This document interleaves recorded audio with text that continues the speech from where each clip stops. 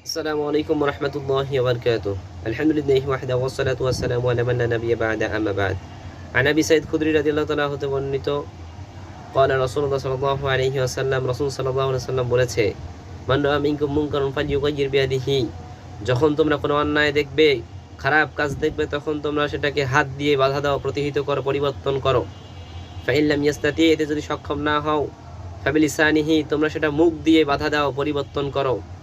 Fine লাম ইয়াস্তাতি, এতেও যদি সক্ষম না হয়, এটাও যদি করতে না পারো, ফাবিকলবিহি, অন্তর দিয়ে তোমরা ঘৃণা পোষণ করো এবং এটা পরিবর্তন করার চেষ্টা করো। ওয়াযালিকা আদওয়াফুল ঈমান, আর এটা হচ্ছে দুর্বলতম ঈমানের পরিচয়। সহিহ মুসলিমে এই হাদিসটি এসেছে।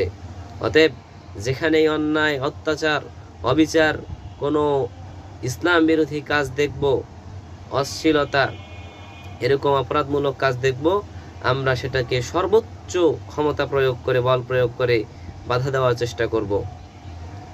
যদি সেটা না পারি, তাহলে মুখ দিয়ে বাধা দেওয়ার চেষ্টা করব। যদি সেটাও না পারি, তাহলে আমরা অন্তর দিয়ে সেই কাজের প্রতি, সেই খারাপ মন্দ কাজের প্রতি ঘৃণা পোষণ করব। এমনকি এটা পরিবর্তন কিভাবে করা যায়, এটা নিয়ে পরিকল্পনা চালিয়ে যাব।